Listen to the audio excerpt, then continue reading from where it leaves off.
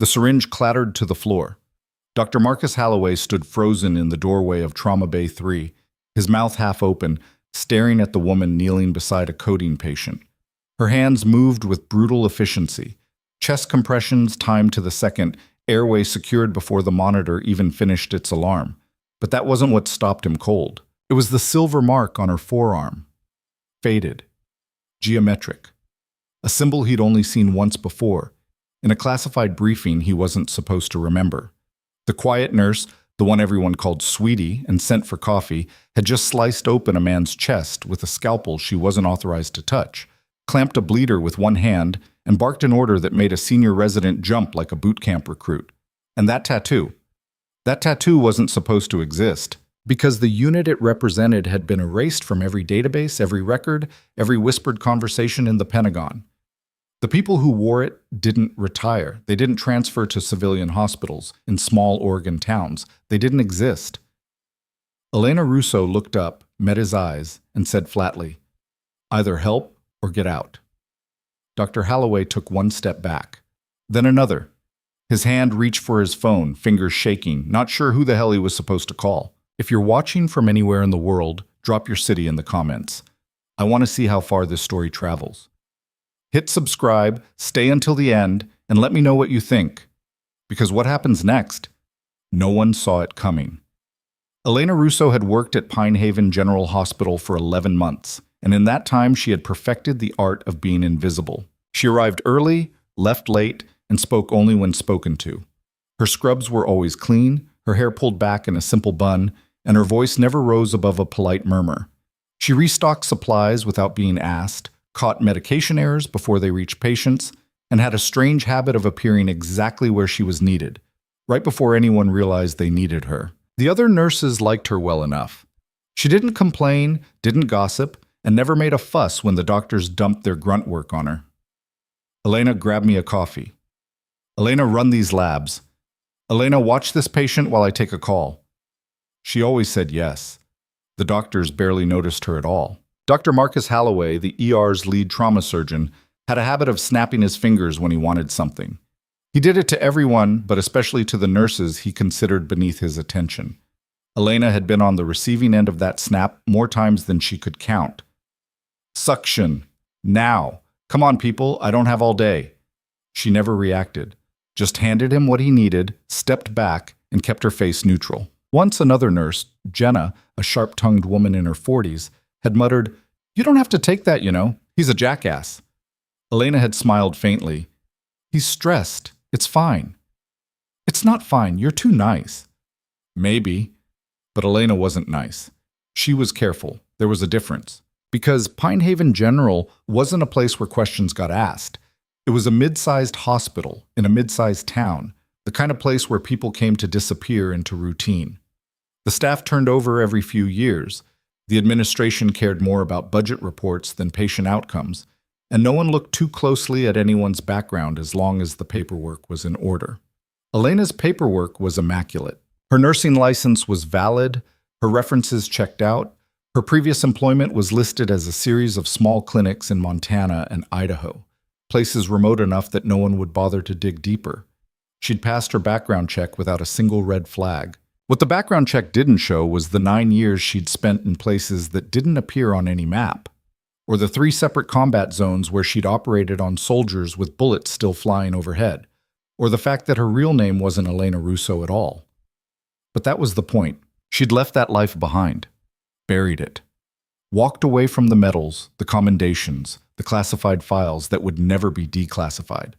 She'd traded the chaos of war for the monotony of bedpans and vital signs, and she'd told herself it was enough. Most days, she almost believed it. Then came the morning that changed everything. It started with a headache. Dr. Halloway had been on call for 36 hours straight, and it showed. His eyes were bloodshot, his hands shaky from too much caffeine, and his temper had gone from bad to nuclear. He'd already torn into 2 residents, sent a medical student running to the bathroom in tears, and thrown a clipboard across the nurse's station hard enough to crack the plastic. Elena had watched it all from behind the desk, her expression blank. "Bad day," Jenna muttered beside her. "He needs sleep. He needs a personality transplant." Elena didn't respond. She was watching the monitor at the front desk, the one that tracked incoming ambulances. 2 rigs were en route. 1 trauma, 1 cardiac. ETA, 4 minutes.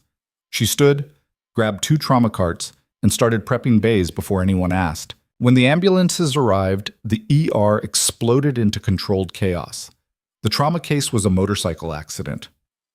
Compound fractures, possible internal bleeding, unconscious on arrival. The cardiac case was an elderly man, mid-heart attack, already coding in the rig. Dr. Holloway took the trauma.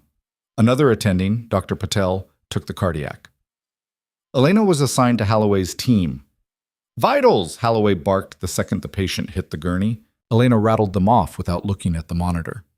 BP 80/50, heart rate 130, oxygen sat 88 and dropping, pupils sluggish, GCS 6. Fluids now. Get me 2 units of O negative on standby, and someone find me a damn ultrasound machine before this guy bleeds out on my table. Elena was already moving. She had the IV in before he finished the sentence, fluids running wide open, ultrasound machine wheeled into position. Holloway didn't thank her. He didn't even look at her, just kept barking orders at the residents while Elena worked around him like a shadow. The ultrasound showed free fluid in the abdomen. Internal bleeding. The patient needed surgery, fast. "OR's ready," one of the residents said, phone to his ear. "Good. Bag him and move. Let's go, people." They rushed the patient toward the elevators. Elena stayed behind to clean the bay, her hands moving on autopilot, discarding used syringes, wiping down surfaces, restocking supplies. That was when she heard the crash. It came from the next bay over, Dr. Patel's cardiac case. A monitor alarm screaming, voices raised in panic. Elena looked up. Through the gap in the curtain, she could see the team struggling. The patient was still coding, chest compressions ongoing. But something was wrong.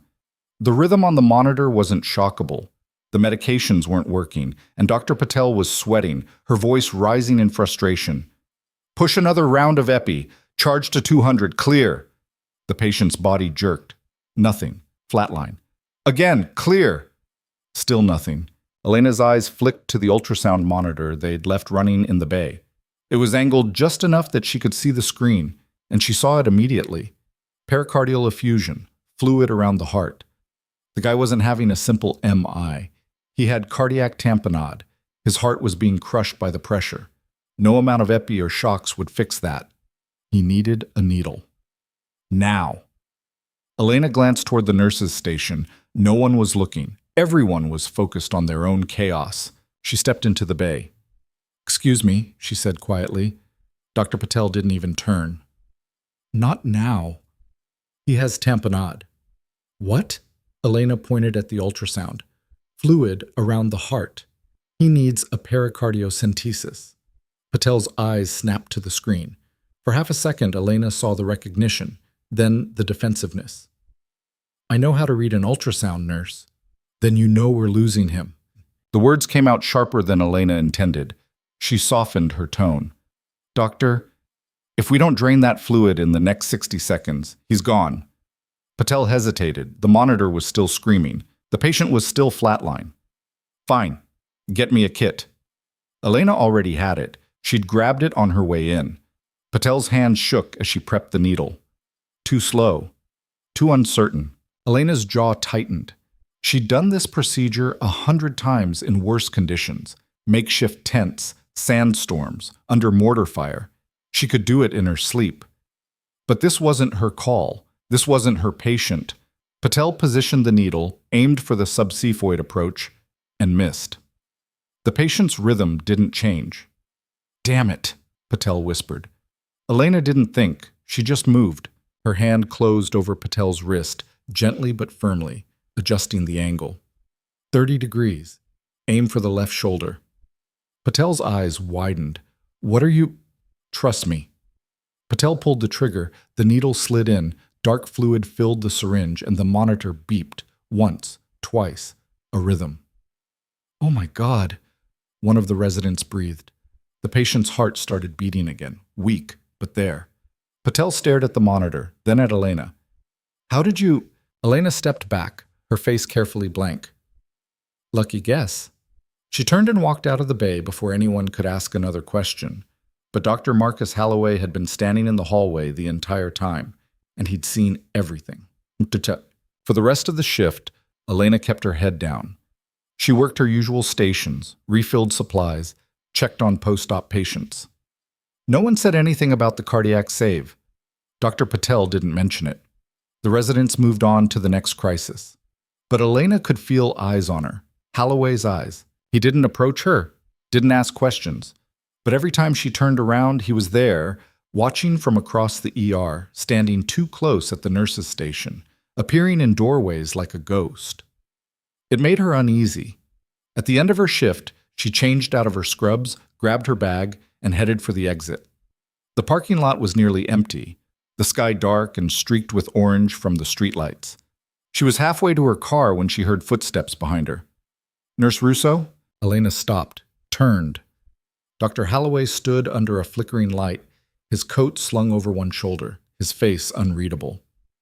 "Can I help you, doctor?" "That thing you did today, in the cardiac bay." Elena's expression didn't change. "I don't know what you mean." "Yes, you do." He stepped closer. "That wasn't a lucky guess. You knew exactly what was wrong. You guided Patel's hand like you'd done that procedure 1,000 times. I was just trying to help. Nurses don't do pericardiocentesis." "I didn't do anything. Dr. Patel did." Halloway's eyes narrowed. "Who are you?"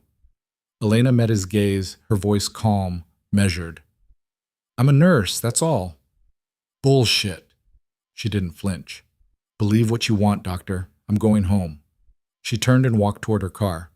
Halloway didn't follow, but she could feel his stare burning into her back the entire way. When she got home, a small, bare apartment with secondhand furniture and no personal photos, she locked the door, sat on the edge of her bed, and exhaled slowly.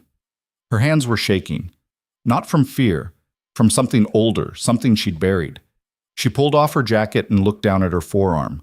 The tattoo was hidden beneath a thin layer of makeup, applied fresh every morning.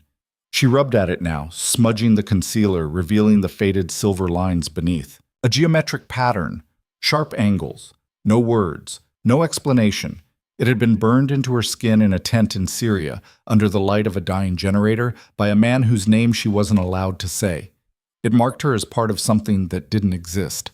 A unit with no designation, no flag, no country. They called themselves ghosts, and ghosts didn't get second chances. She'd walked away, changed her name, erased her past, built a quiet, invisible life where no one asked questions and no one cared. But now Marcus Halloway was asking questions, and Elena had a terrible feeling that quiet was about to shatter. The next morning, she arrived at the hospital to find her locker open. Not broken into, just unlocked. Her heart rate spiked. She checked inside. Everything was still there, her change of clothes, her phone charger, the protein bar she'd left for lunch. But someone had been inside. She could tell by the way her jacket was folded. She always folded it in thirds. Now it was in halves. Elena closed the locker slowly, her mind racing. She walked to the nurse's station. Jenna was there, sipping coffee. "Hey," Elena said casually, "did anyone ask about me this morning?" Jenna frowned. "Ask about you? Like who?" "Anyone, administration, maybe, security. Not that I know of. Why?" "No reason." But Elena didn't believe in coincidences. She pulled up her schedule on the computer.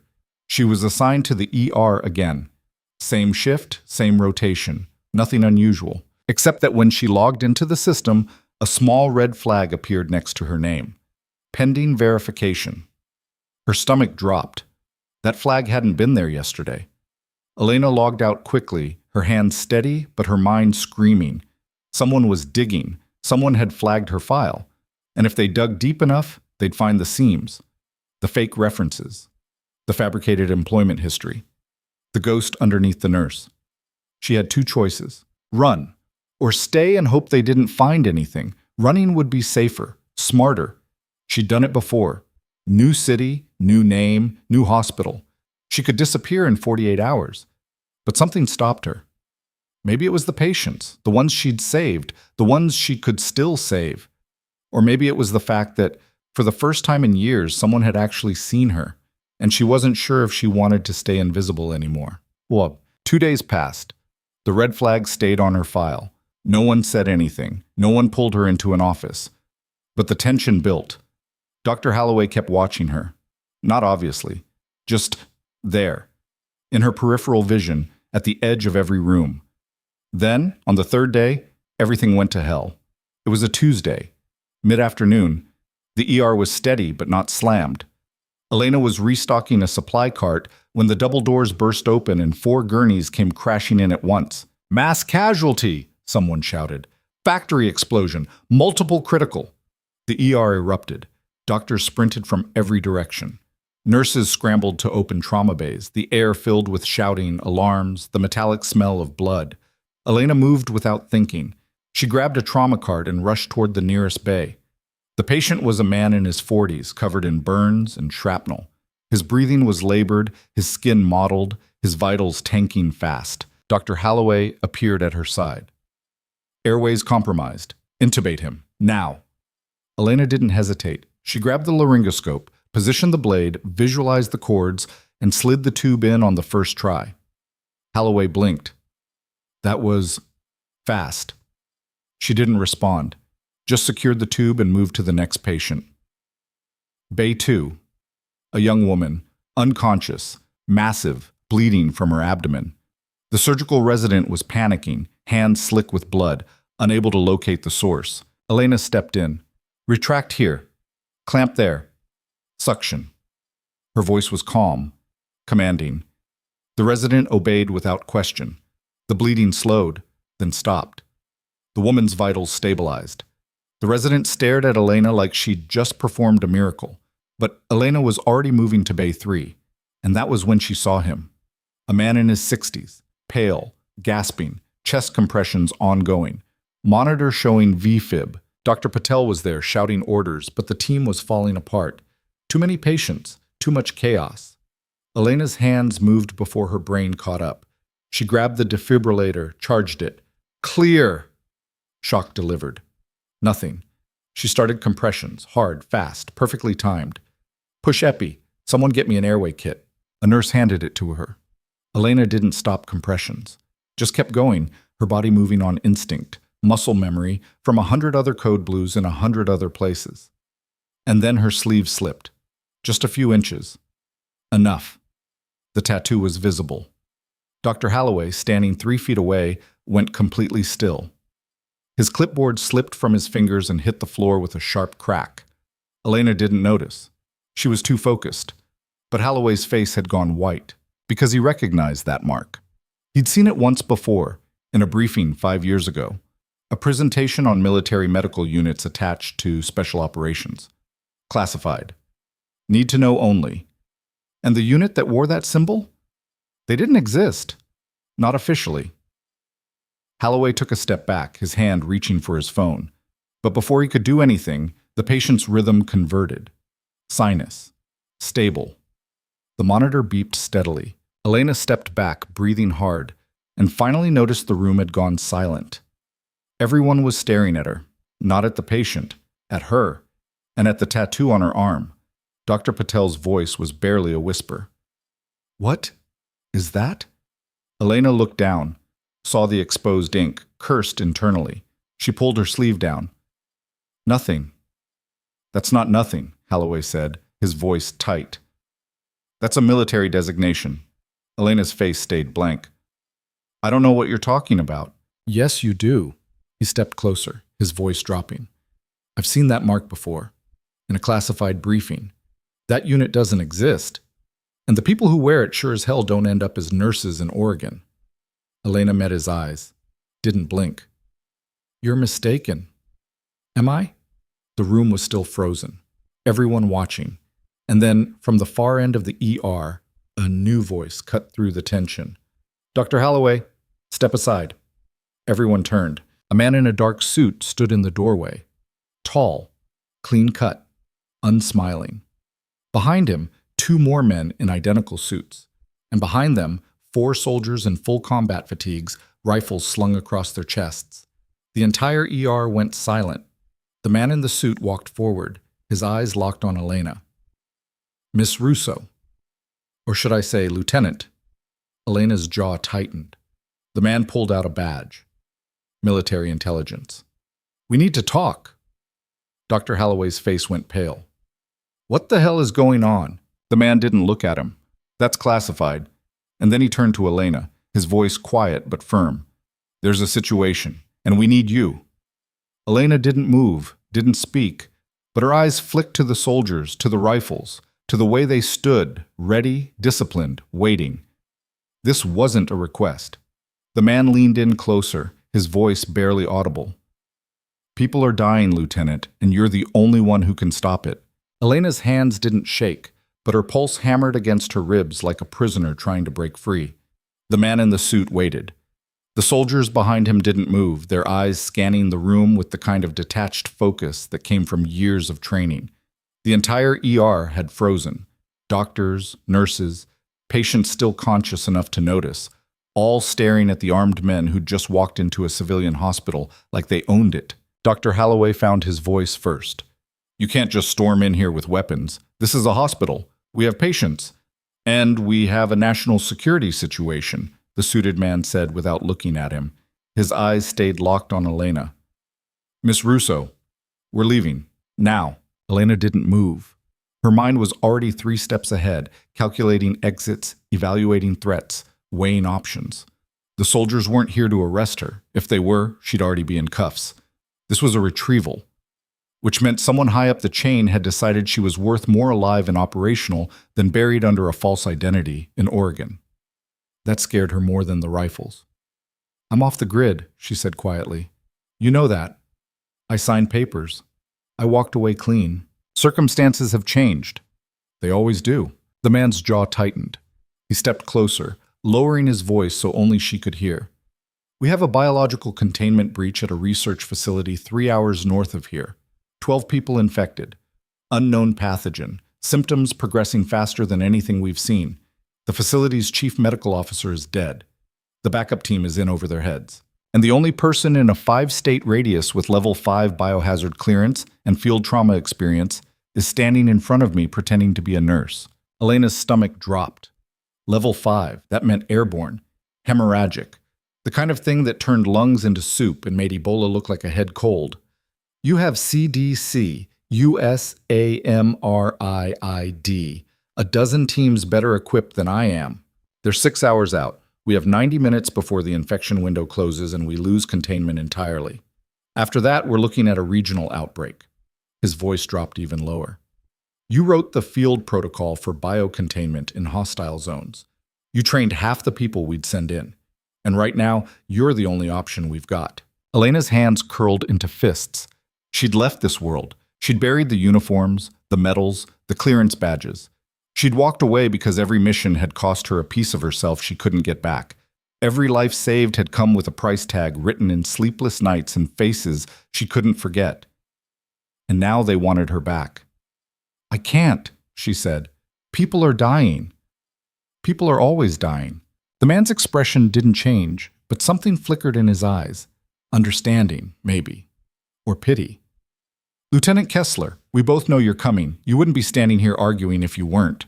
Elena flinched. She hadn't heard that name in 3 years. Lieutenant Kessler. The woman who'd stitched soldiers back together under mortar fire. The medic who'd walked into a collapsing field hospital in Kandahar and walked out with 19 men who shouldn't have survived. The ghost who'd earned her tattoo by saving lives no one else could. That woman was dead. Buried under a nurse's uniform and a fake name. But the ER was still watching. Dr. Holloway was still staring, his face pale, his mind clearly trying to piece together who the hell he'd been snapping his fingers at for the past 11 months. Elena looked at the patient she'd just saved. The man's chest rose and fell steadily now, the monitor beeping in a strong rhythm. He'd live. Because of her. She looked at the soldiers, at the rifles, at the man in the suit who knew exactly which buttons to push, and she made her choice. I need 5 minutes to change. The man nodded. You have 3. Elena didn't go to the locker room. She went to the supply closet on the 2nd floor, the one with the faulty lock that no one bothered to fix. She'd stashed a go bag there 2 months after she'd started. Old habits, the kind that kept people like her alive. Inside, cash, a second ID, a burner phone, and a combat medic kit she'd built from memory.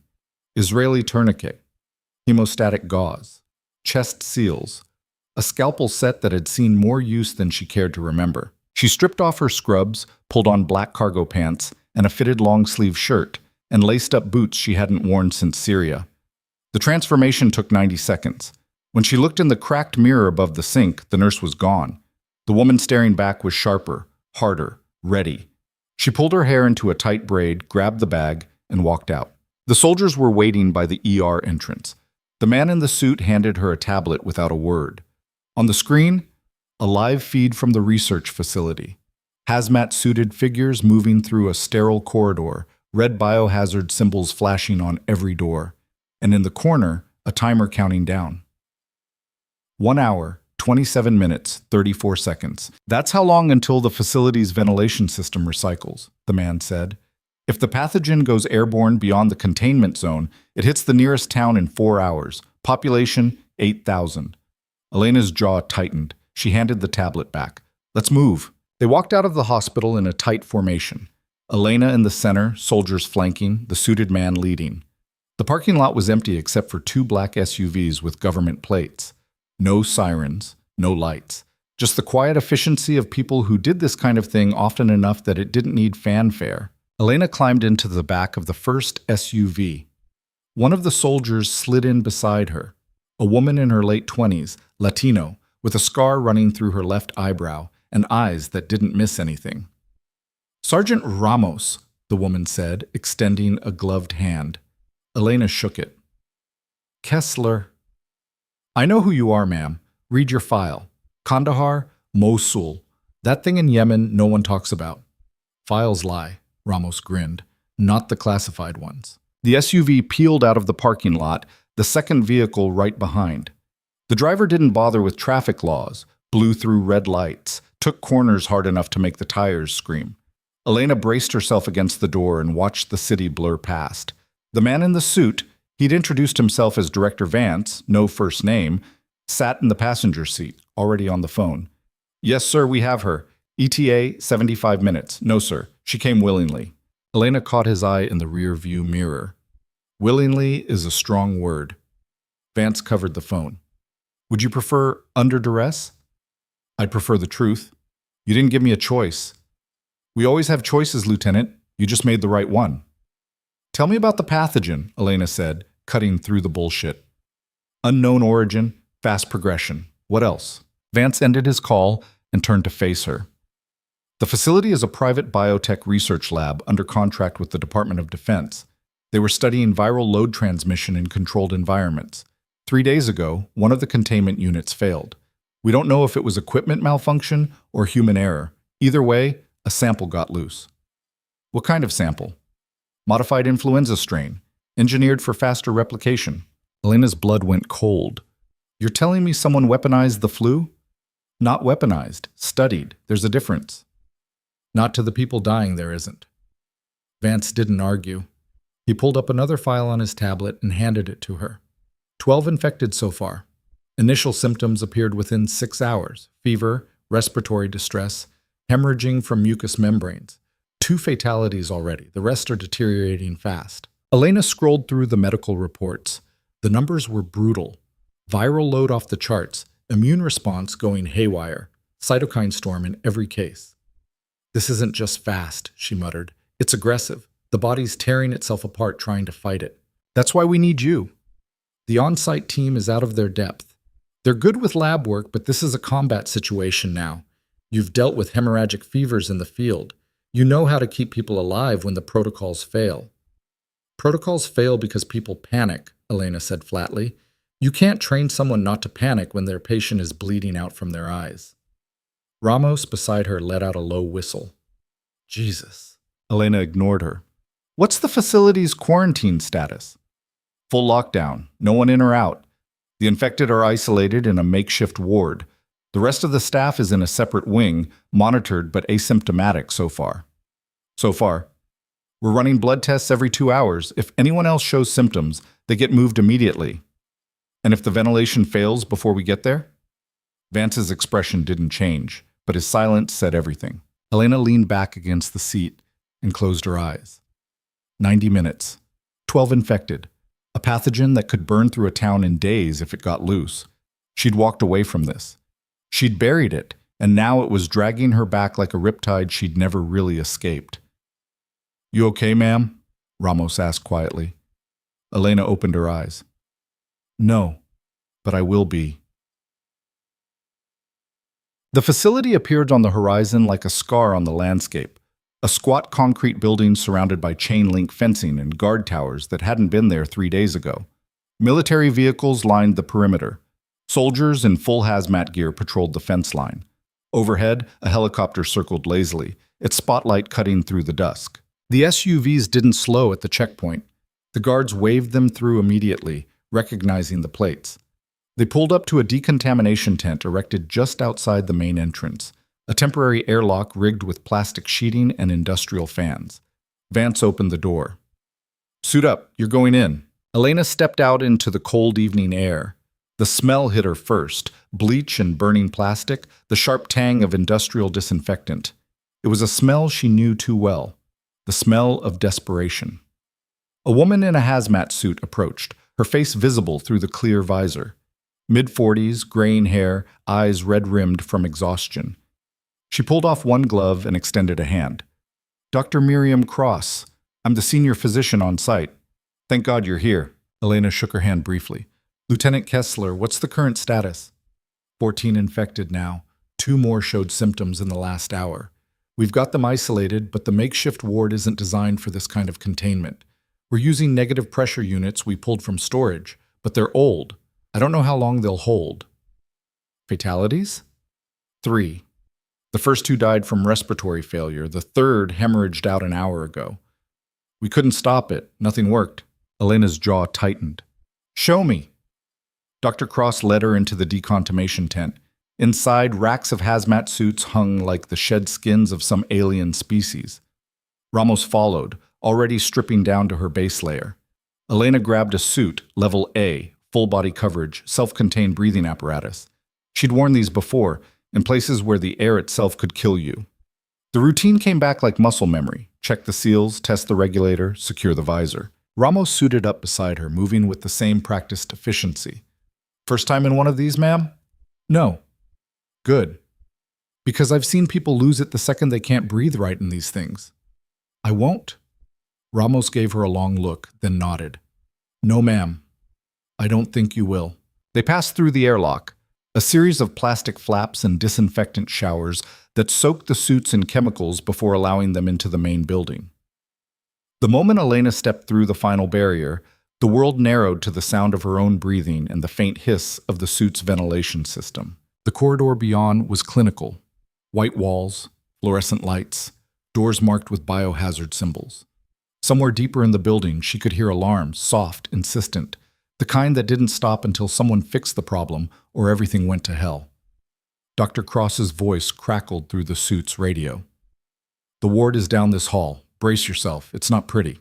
Elena had been in field hospitals where the floors were slick with blood and the smell of death was so thick you could taste it. She'd operated on soldiers with half their faces blown off, held pressure on wounds that shouldn't have been survivable, and kept working while mortars shook the walls around her. But when she stepped into the makeshift ward, her breath still caught. 14 beds, arranged in 2 rows. Every patient hooked to monitors, IVs, oxygen. But the machines couldn't hide the truth. Blood on the sheets, blood on the floors, blood seeping from noses, mouths, ears. The patients' faces were pale, their breathing labored, their eyes unfocused. This wasn't medicine. This was a battlefield. Elena walked down the center aisle, her eyes scanning each patient, cataloging symptoms, calculating survival odds. A young man in his 20s, convulsing despite the sedatives. A woman in her 50s, coughing so hard she'd fractured a rib. A teenage lab tech who couldn't have been older than 19, staring at the ceiling with tears running down his face. "Where's your triage protocol?" Elena asked. Dr. Cross hesitated. We don't have one. We've been treating everyone equally. That's a mistake." "Excuse me?" Elena stopped at the bedside of the teenage tech. His vitals were tanking, heart rate erratic, blood pressure in the basement. He was circling the drain, and no amount of medicine was going to pull him back. She looked at Dr. Cross. You don't have the resources to save everyone. If you try, you'll lose them all. You need to triage. Red tag the ones who might survive with aggressive intervention. Yellow tag the stable ones. Black tag the rest. Dr. Cross's face went white. You're saying we should let some of them die. I'm saying you're already letting them die. At least this way you save the ones you can. I can't. Then I will. Elena grabbed a marker from the supply cart and started moving through the beds. She worked fast, clinical, her emotions locked down tight. Red tag, yellow tag, black tag. The teenage tech got a black tag. So did two others whose organs were already failing. Dr. Cross looked like she might be sick. This is inhumane. This is triage, and if you want anyone to walk out of here alive, you'll follow my lead. The radio crackled, Vance's voice. Lieutenant, we've got a problem. Elena's stomach dropped. What kind of problem? The ventilation system just flagged a breach. Contaminated air is leaking into the uninfected wing. We're evacuating now, but if we don't seal it in the next 10 minutes, the entire facility goes hot. Elena closed her eyes. Of course, because nothing ever went smooth. Can you isolate the breach? Working on it. But the controls are in the sub-basement. Someone has to go down there manually. I'll do it. Lieutenant, I said I'll do it. She turned to Ramos. Stay here. Keep these people alive until I get back. Ramos nodded. Yes, ma'am. Elena moved fast, following the building schematics Dr. Cross pulled up on a tablet. The sub-basement access was 2 floors down, through a service stairwell that hadn't been used in months. The door was rusted shut. Elena kicked it open and descended into the dark. The air down here was colder, damp, the walls lined with pipes and conduit, the floor slick with condensation. Elena's suit lights cut through the blackness, illuminating a narrow corridor that stretched ahead like a throat. She found the ventilation controls in a room at the end of the hall, an ancient panel covered in switches and dials that looked like they belonged in a museum. The breach indicator was flashing red. Elena pulled open the access panel and stared at the mess of wiring inside. One of the relays had blown, shorting out the pressure control. Easy fix. If she had the right tools, she didn't. Ramos, you copy? Static. Then, loud and clear, ma'am. I need a bypass circuit. Can you jury-rig something from the medical equipment upstairs? On it. Elena waited, her breathing loud in her ears, the timer in her head counting down. 9 minutes. 8, 7. Ramos's voice crackled back. Got it. Heading your way. But before she could respond, the lights went out. Not just in the sub-basement, everywhere. The facility plunged into darkness, and Elena's suit radio erupted with voices, panicked, overlapping, shouting over each other. Main power's down! Backup generators aren't kicking in. The ward's losing life support. Elena's pulse spiked. She grabbed her flashlight and ran back toward the stairs, her boots pounding on the concrete. She took the steps 3 at a time, her lungs burning, her mind racing. The ward was in chaos when she burst through the door. Emergency lights flickered weakly. Monitors were dark, ventilators silent, and the patients were dying. Dr. Cross was in the center of the room, frantically trying to hand ventilate a patient with a bag valve mask, her hand shaking so badly she could barely keep the seal. Elena grabbed the nearest patient, a red tag, mid-30s, still breathing but fading fast. She ripped open a manual resuscitation kit and started bagging him herself, forcing air into his lungs in a steady rhythm. Someone get those generators online, she shouted. But no one answered, because in the doorway, silhouetted against the emergency lights, stood a figure in a hazmat suit. Not Ramos, not Vance. Someone else. And they were holding a crowbar. The figure stepped into the ward, and Elena saw the tear in their suit. Fresh, deliberate. A tear that meant the air inside was no longer filtered. A tear that meant whoever was inside that suit was breathing the contaminated air, and they were smiling. Elena's hand moved before her brain finished processing the threat. She grabbed the scalpel from her kit, flipped it into a reverse grip, and put herself between the figure and the nearest patient. The figure stopped, tilted their head. The smile visible through the visor widened. "You don't belong here," Elena said, her voice flat and cold through the suit radio. The figure didn't respond, just raised the crowbar and took another step forward. Elena's mind raced. The torn suit meant exposure, deliberate exposure, which meant this wasn't an accident or a panicked staff member who'd lost it under pressure. This was sabotage. Someone had chosen to breathe contaminated air, chosen to become a vector, chosen to turn themselves into a walking biohazard. And they were inside the ward with 14 dying patients and no backup power. "Dr. Cross," Elena said quietly, not taking her eyes off the figure, "get everyone who can move out of this room, now." Cross didn't argue. She grabbed the nearest mobile patient, a woman on a gurney still hooked to a dead monitor, and started pushing her toward the exit. Two other staff members in suits scrambled to follow her lead. The figure moved fast, faster than Elena expected. The crowbar swung in a wide arc, aimed at Cross's head. Elena lunged. She caught the crowbar mid-swing with her forearm, felt the impact reverberate through the suit's reinforced sleeve, and drove the scalpel toward the figure's exposed neck. The figure jerked back. The blade missed by inches. They circled each other in the flickering emergency light, the patients gasping and choking in the beds around them, the ventilators silent, the air thick with the stench of blood and disinfectant. "Who the hell are you?" Elena demanded. The figure laughed, a wet, ragged sound that came through the radio like static. "Does it matter?" "It does if you're about to die in the next 30 seconds. "We're all dying, Lieutenant. Some of us just know it." Elena's blood went cold. They knew her rank, which meant they knew who she was, which meant this wasn't random. The figure swung again. Elena dodged, grabbed a metal IV stand, and slammed it into their knee. The figure stumbled but didn't go down. They were strong. Trained, maybe, or just running on adrenaline and the kind of fever that made pain irrelevant. Behind her, Dr. Cross was still evacuating patients, but there were too many, and the figure was blocking the only exit. Elena made a decision. She dropped the scalpel, grabbed the nearest crash cart, and shoved it forward with everything she had. The cart slammed into the figure's midsection, drove them back against the wall. The crowbar clattered to the floor. Elena didn't wait. She grabbed the crowbar, flipped it, and brought it down hard on the figure's wrist. Bone cracked. The figure screamed, and then the lights came back on. The generators kicked in with a roar, the ventilators whirred back to life, and the monitors blinked awake, alarms screaming as they registered the patient's deteriorating vitals. Elena used the distraction. She drove the crowbar into the figure's damaged knee, swept their legs, and slammed them face first into the floor. She planted a boot on their spine and yanked their arms behind their back, securing them with a zip tie she pulled from her kit. The figure thrashed, coughed, blood spattered the inside of their visor. "Stay down," Elena growled. The radio crackled. Vance's voice. "Lieutenant, report." Elena was breathing hard, her pulse hammering.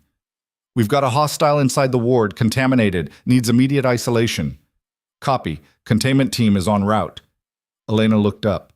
Dr. Cross was staring at her wide-eyed, the gurney still gripped in her shaking hands. "Get those patients stabilized," Elena said. "I'll handle this." Cross nodded mutely and turned back to the chaos. Elena hauled the figure upright, keeping pressure on their damaged arm. "Who sent you?" The figure coughed again, blood bubbling at the corners of their mouth. "No one sent me. I volunteered." "For what?" "To prove a point." "What point?" The figure's smile returned, crimson-stained and vicious. "That containment is a lie. That all your protocols and procedures and level 5 clearances won't mean a damn thing when the world realizes what we've been building here." Elena's stomach dropped. "This facility isn't just studying the pathogen. You created it. We improved it, made it faster, more efficient, the perfect tool. For what?" The figure's eyes gleamed. "For the people who can afford it." Before Elena could respond, the containment team burst through the door, 4 soldiers in full hazmat, rifles raised, moving with the kind of precision that left no room for mistakes. They surrounded the figure, secured them with additional restraints, and hauled them out of the ward without a word. Vance appeared in the doorway, his suit pristine, his expression unreadable. "Lieutenant, outside, now." Elena followed him into the corridor. The moment the door sealed behind them, Vance pulled off his helmet and ran a hand through his graying hair. "Tell me you didn't just uncover what I think you uncovered," he said quietly. This facility weaponized the pathogen, and someone inside wanted the world to know. Vance cursed under his breath. That's not possible. This was a defensive research program studying viral transmission to develop countermeasures. Then why is our saboteur talking about selling it to the highest bidder? Vance's face went pale. He pulled out his phone, dialed a number, and turned away. Elena caught fragments of the conversation. Breach of protocol, immediate investigation, containment stays absolute, but the rest was drowned out by the alarm still echoing through the building. She didn't wait for him to finish. She headed back into the ward. The patients were barely stable. Dr. Cross and her team had managed to get the ventilators running again, but the damage from the power outage was done. 2 more had slipped into critical condition. 1 had stopped breathing entirely. Elena moved to the nearest red tag. A man in his 40s, his vitals all over the place, blood seeping from his nose and ears. She grabbed the manual ventilator and started bagging him, forcing oxygen into his collapsing lungs. Ramos appeared at her side, her suit smeared with blood. "Ma'am, we've got a problem." "Another one?" "The pathogen's mutating. Lab just ran new samples. It's adapting faster than we thought. The antivirals we've been using aren't working anymore." Elena's hands didn't stop moving, but her mind was already spinning. Mutation wasn't unusual in viruses. It was expected. But this fast? In a controlled environment? That didn't happen naturally, unless it was designed to. "Get me the original sample data," Elena said. "Every variant they tested, every modification." "On it." Ramos disappeared. Elena kept bagging the patient, counting compressions in her head, watching the monitor for any sign of improvement. The man's oxygen saturation was climbing, slowly, but climbing. His heart rate steadied. He wasn't out of the woods, but he wasn't circling the drain anymore. She moved to the next bed. A woman in her 30s, hemorrhaging from multiple sites, her blood pressure so low the monitor could barely register it. Elena grabbed a bag of O-negative from the crash cart, started a transfusion, and packed the worst of the bleeding sites with hemostatic gauze. The woman's eyes fluttered open, unfocused, terrified. "Am I going to die?" she whispered. Elena met her gaze. She could have lied, could have offered comfort, but lies didn't save lives. "Not if I can help it," Elena said. "But I need you to fight. Stay with me." The woman nodded weakly.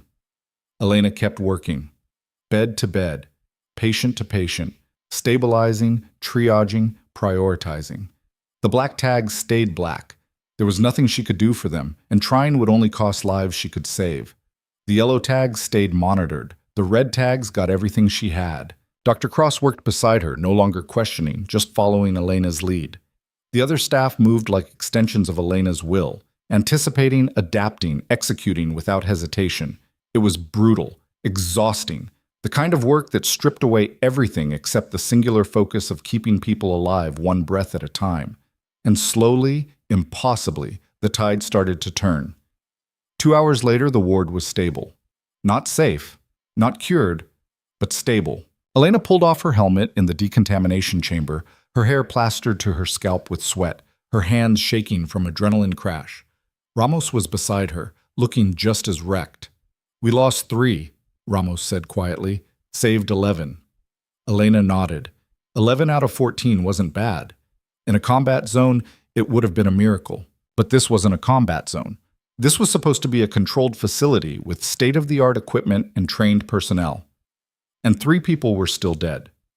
Vance was waiting outside the chamber, his face grim. He handed Elena a tablet without a word. On the screen, classified files, research reports, data logs from the facility's experiments over the past 18 months. Elena scrolled through them, her stomach twisting tighter with every page. The pathogen wasn't defensive research. It was offensive, designed to spread fast, kill efficiently, and leave minimal trace in an autopsy. The facility had been testing delivery methods, aerosol, water supply, food contamination. They'd run simulations on population centers, calculated infection spread rates, projected mortality numbers. This wasn't science. This was preparation for war. "Who authorized this?"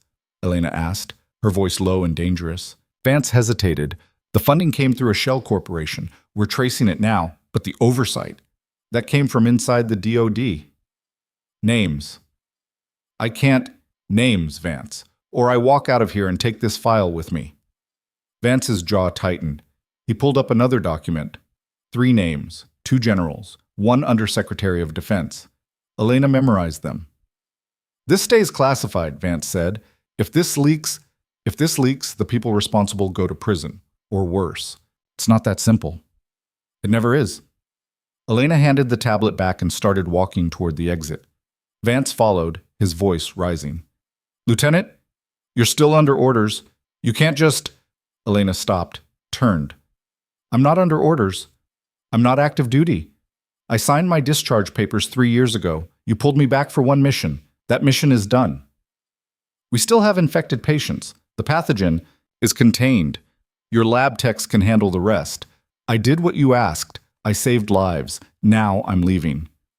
If you walk out that door, you'll be flagged, monitored. They won't let you disappear again.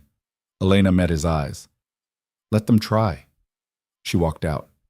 The night air hit her like a slap, cold, clean, free of the stench of blood and disinfectant. The SUVs were still parked outside the fence, engines idling. Elena climbed into the nearest one without waiting for permission. The driver, a young soldier who didn't look old enough to vote, glanced at her in the rearview mirror. Where to, ma'am? Anywhere but here. He nodded and pulled out. Elena leaned back against the seat and closed her eyes. She could still hear the monitors beeping, still see the faces of the patients she'd saved and the ones she couldn't. Still feel the weight of the crowbar in her hands and the crack of bone when she'd taken down the saboteur. She'd walked away from this world once. She'd thought she could stay away. But the world had other plans. Her phone buzzed, a text from an unknown number. You were right. Rank doesn't save lives. Skill does. But now they know what you can do. And they won't let you go. Elena stared at the message. Then she deleted it and powered off the phone. The SUV drove through the night, headlights cutting through the dark, the city lights of Pine Haven appearing on the horizon like distant stars. Elena didn't know if she'd go back to the hospital. Didn't know if she could. Too many people had seen too much. Too many questions would be asked. But one thing was clear. The quiet life she'd built was gone. And somewhere in the back of her mind, a small voice whispered that maybe it had never really existed at all. The SUV dropped her at a motel outside the city. No name, no questions. Just a key and a room number. Elena locked the door, stripped off her clothes, and stood in the shower until the water ran cold. She scrubbed her skin raw, trying to wash away the feeling of the suit, the smell of the ward, the memory of the saboteur's smile. When she finally stepped out, she caught her reflection in the mirror. The tattoo on her forearm was fully visible now. No makeup, no concealer, just the faded silver lines that marked her as something the world had tried to erase. She traced the edges with one finger, remembered the man who'd burned it into her skin, remembered the oath she'd taken, the lives she'd saved, the ones she'd lost. She grabbed her phone, the burner, not the one Vance's people had been tracking, and dialed a number she hadn't called in 2 years. It rang 3 times. Then a voice answered, rough, familiar. Kessler, didn't think I'd hear from you again. I need a favor, Hayes. You always do. What is it this time? I need to disappear, for real this time. A long pause. What happened? Something I can't walk away from. Can't or won't. Elena exhaled slowly. Both. Hayes was silent for a moment, then, meet me in Seattle, Pier 52, tomorrow night. I'll have what you need. Thank you. Don't thank me yet. You know how this works. Once you're in, you're in. No halfway, no second guessing. I know. The line went dead. Elena set the phone down and stared at the ceiling. Seattle, Pier 52.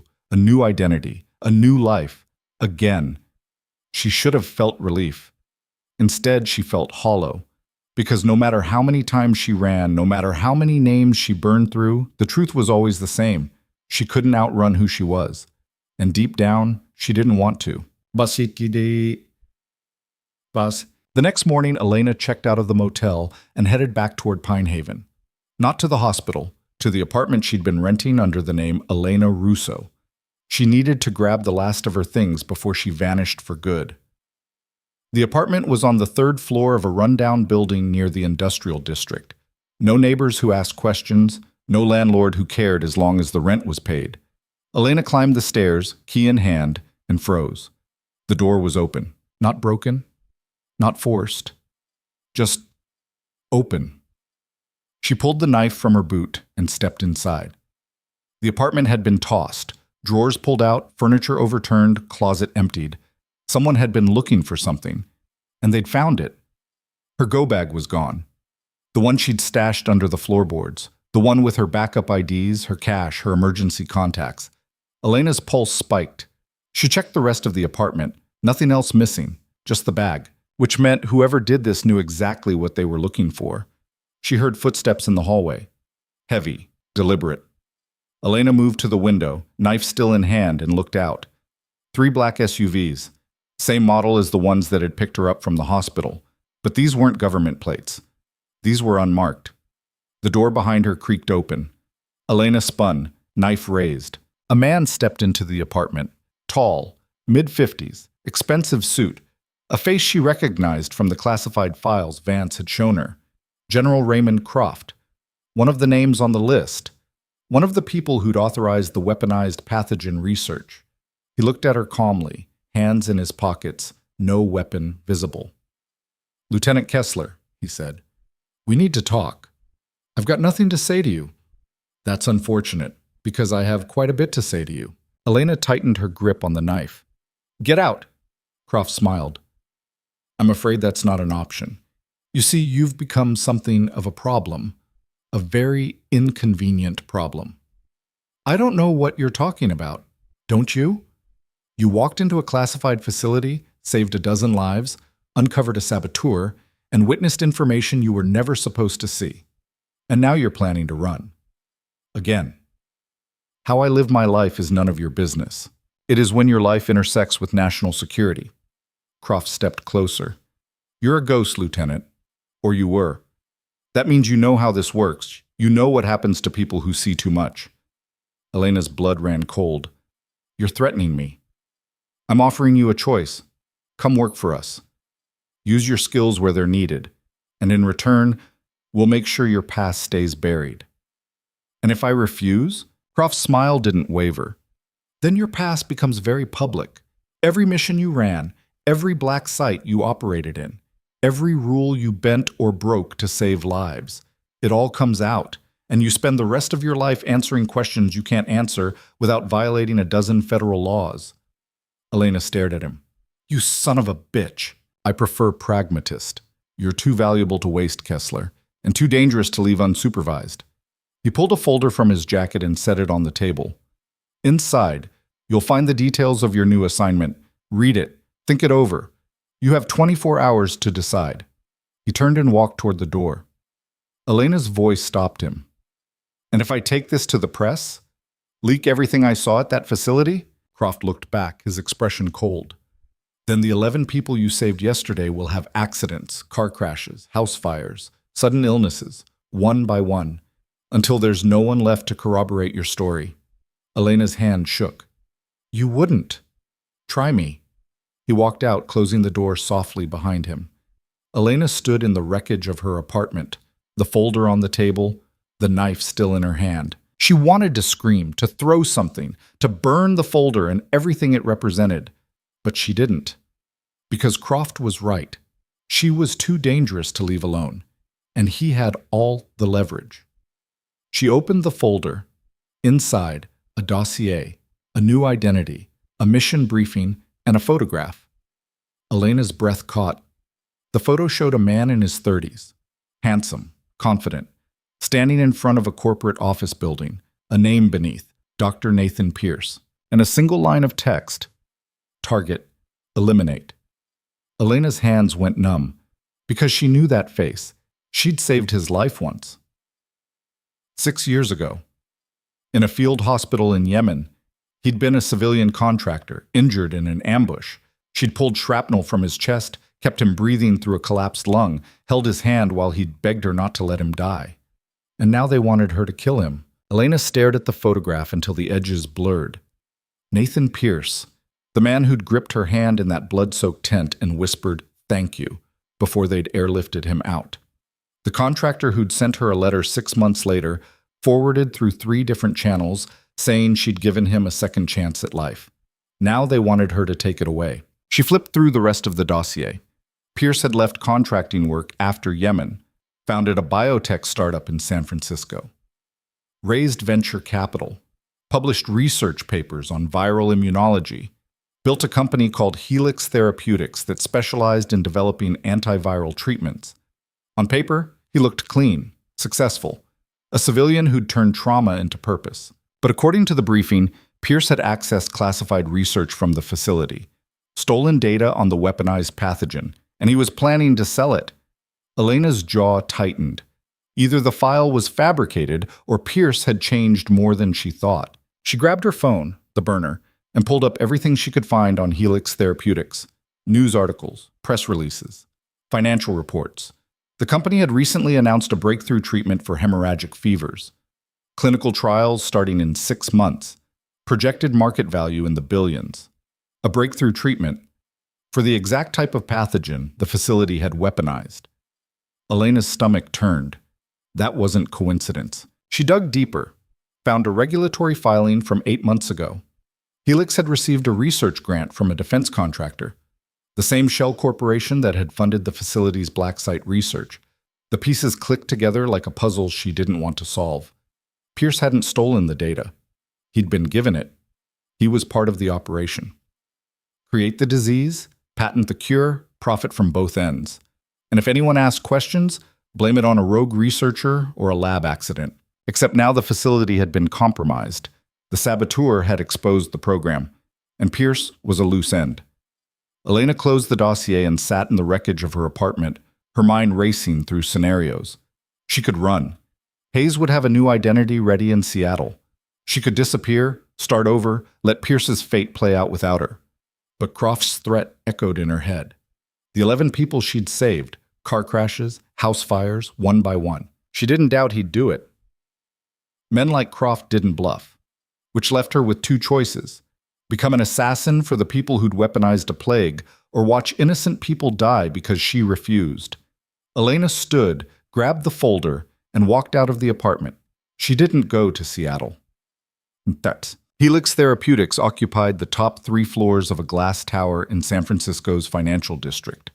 Sleek, modern, the kind of building designed to make money look respectable. Elena arrived just after midnight, dressed in black, her hair tucked under a cap. The building's security was standard corporate. Keycard access, cameras at every entrance, a bored guard at the front desk scrolling through his phone. She didn't go through the front. The service entrance was around back, accessible through an alley that reeked of garbage and stale piss.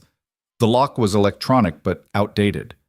Elena bypassed it in 40 seconds with a scanner she'd lifted from a hardware store 3 blocks away. Inside, the stairwell was concrete and fluorescent lit. She took the stairs to the 19th floor, moving quietly, listening for footsteps or voices. The building was empty except for the hum of HVAC and the distant sound of traffic outside. Pierce's office was at the end of the executive corridor. Floor-to-ceiling windows overlooking the city. A desk the size of a small car. Shelves lined with medical journals and framed patents. And sitting at the desk, still working at 1 in the morning, was Nathan Pierce. He looked older than the photo, graying at the temples, lines around his eyes, but the same face. The same man she'd saved. Elena stepped into the office. "Hello, Nathan." Pierce's head snapped up. His hand went to his phone, but Elena was faster. She crossed the room in 3 strides and slammed the phone face down on the desk. "Don't," she said quietly. Pierce stared at her. Recognition dawned slowly. "Kessler?" Surprised? How did you—" He stopped, his eyes flicking to the door, calculating escape routes. "There's no one else here," Elena said. "Just us." Pierce's face went pale. "What do you want?" "The truth." "I don't know what you're talking about." Elena pulled the dossier from her jacket and dropped it on the desk. "You're part of the program. The facility. The pathogen. Don't lie to me." Pierce's hands shook as he opened the folder. He scanned the first page, then the second. His face went from pale to gray. This This isn't what it looks like. Then tell me what it is. Pierce stood, pacing to the window, his breath coming fast. I didn't know. Not at first. They approached me 2 years ago, said they had data on a new viral strain, asked if I could develop a treatment. I thought it was legitimate research, defense against bioterrorism. And when did you figure out it wasn't? Pierce didn't answer. Elena stepped closer. When, Nathan? 6 months ago. I saw the mortality projections, the infection spread models. It wasn't defensive. It was... He trailed off, his voice cracking. I tried to pull out. They said no. Said I was too deep, that if I walked away, they'd destroy me, ruin my company, put me in prison for violating federal laws I didn't even know I'd broken. So you stayed. I didn't have a choice. Elena's voice went cold. There's always a choice. Pierce turned to face her, his eyes wet. You don't understand. They have everything. Emails, recordings, contracts with my signature. If I talk, I'm the scapegoat, the guy who weaponized a plague for profit. My life is over. And how many lives does your silence cost? Pierce flinched. I'm working on a cure. That's something, isn't it? If this ever gets out, if the pathogen ever spreads, people will have a treatment. I'm trying to fix this by profiting from it. I'm trying to survive. Elena studied him. The desperation in his voice was real, but so was the calculation. Pierce wasn't a victim. He was a collaborator who'd gotten cold feet too late. They sent me to kill you, Elena said flatly. Pierce went rigid. What? You're a liability. The facility's been compromised. The saboteur talked. And you're the thread they need to cut before someone pulls it and unravels the whole thing. Pierce backed against the window, his hands raised. I haven't done anything. I'm not going to talk. They don't need to... They don't care. Dead men can't testify. Then why are you telling me this? Elena leaned against the desk, her arms crossed. Because I want to know who's at the top. Croft gave me your file, but he's not running this. Someone higher up is calling the shots. Pierce hesitated. I don't know names, just... There's a group. Military, private sector. They call it the cadre. They fund black projects, things the government can't officially touch. Bioweapons, surveillance tech, stuff that would start wars if it went public. How do I find them? You don't. They find you, and if they do, you're already dead. Elena's eyes narrowed. Someone in the cadre authorized the facility. Someone signed off on the pathogen research. Who? I don't know. Bullshit. I'm telling you, I don't know. Pierce's voice cracked. They compartmentalize everything. I only dealt with intermediaries, shell companies, lawyers who wouldn't give me a straight answer. Elena pushed off the desk and walked to the window. The city stretched out below, lights flickering like dying stars. Somewhere in that grid of steel and glass, the people responsible were sleeping soundly, convinced they were untouchable. She turned back to Pierce. You said you're developing a cure. Yes. How far along? Clinical trials start in 6 months, but the formula works. I've tested it in the lab. It neutralizes the pathogen. Then you're going to give it to me. Pierce blinked. What? The formula, the research, everything. You're going to hand it over, and then you're going to disappear. I can't just... You can. And you will. Because if you don't, I'll make sure the world knows exactly what you've been working on. And trust me, the cadre will be the least of your problems. Pierce stared at her. You're serious. Do I look like I'm joking? He didn't answer, just walked to his computer, his hands shaking, and started typing. 5 minutes later, he handed Elena a flash drive. That's everything. The formula, the trial data, instructions for synthesis. It's all there. Elena pocketed the drive. Get out of the city. Tonight. Don't tell anyone where you're going. Don't contact anyone from your old life. Just disappear. What about you? I'll handle Croft. He'll kill you. He'll try. Pierce looked at her for a long moment. Then he nodded. Thank you for not... Don't thank me. Just go. He grabbed his coat and walked out without looking back. Elena waited until his footsteps faded, then pulled out her phone and dialed. Vance answered on the second ring. Lieutenant, I was wondering when you'd call. I need a meeting with whoever's above Croft. Vance was silent for a beat. That's not how this works. Make it work, or I go public with everything I know. You don't have proof. I have a flash drive with the cure to a weaponized pathogen your people created. I have testimony from the facility's saboteur. And I have a very compelling story about a black site program that violated about 6 international treaties. Want to bet I can't find a journalist who'll run with it? Another silence. Longer this time. Where are you? Vance asked finally. San Francisco. Helix Therapeutics. Stay there. Someone will be in touch. The line went dead. Elena pocketed the phone and walked to Pierce's desk. She pulled open drawers, rifled through files, looking for anything else that might be useful. Most of it was corporate paperwork, contracts, financial statements, nothing she didn't already know, but in the bottom drawer, tucked under a stack of old notebooks, she found a burner phone. She powered it on. One contact saved. Oversight. Elena opened the message thread. Pierce. The facility's been compromised. What do you want me to do? Oversight. Continue as planned. We'll handle containment. Pierce. Kessler's involved. She's asking questions. Oversight. Kessler is being managed. Focus on your work. Pierce. And if she doesn't stop? Oversight. Then she'll be removed, permanently. Elena's blood ran cold. The last message was time-stamped 2 hours ago. They'd known she was coming, known she'd go to Pierce, and they'd planned for it. She heard the elevator ding in the corridor. Footsteps. Multiple. Moving fast. Elena grabbed the burner phone, shoved it in her pocket, and ran for the stairwell. She hit the door just as the office behind her exploded with voices. Clear the floor! She's here somewhere! Elena took the stairs 3 at a time, descending in a controlled fall. She hit the ground floor, burst through the service exit, and sprinted into the alley. A black SUV screeched around the corner, headlights blinding. Elena changed direction, vaulted over a chain-link fence, and disappeared into the maze of side streets. She ran for 6 blocks before slowing, her lungs burning, her heart hammering. She ducked into a 24-hour laundromat, sat in the back near the dryers, and tried to catch her breath. Her phone buzzed. A text from an unknown number. You're faster than I expected, but not fast enough. We know where you're going, and we'll be waiting. Elena deleted the message and powered off the phone. She pulled out the burner she'd taken from Pierce's office and scrolled through the contact list. One name, Oversight. She hit call. It rang twice. Then a voice answered. Calm, male, familiar. Hello, Lieutenant?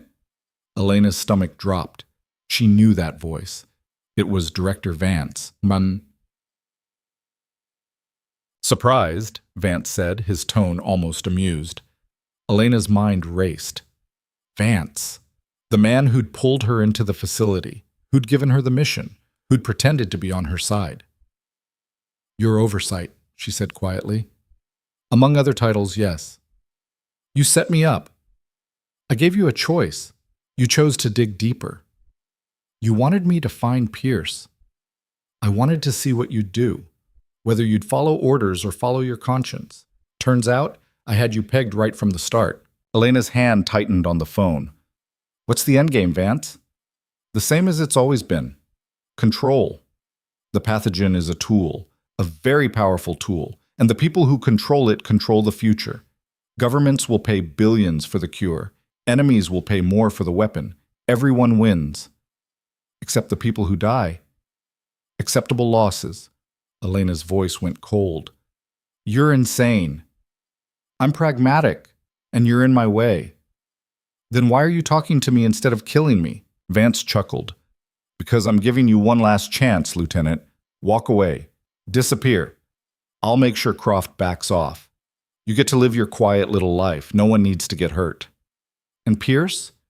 Pierce is already gone. We picked him up 10 minutes ago. Elena's blood turned to ice. You're lying. Am I? Check the news in about an hour. Tragic car accident. Brake failure. Very unfortunate. Elena closed her eyes. She'd sent Pierce to his death. Here's the deal, Vance continued. You give me the flash drive. You forget everything you saw. And you walk away.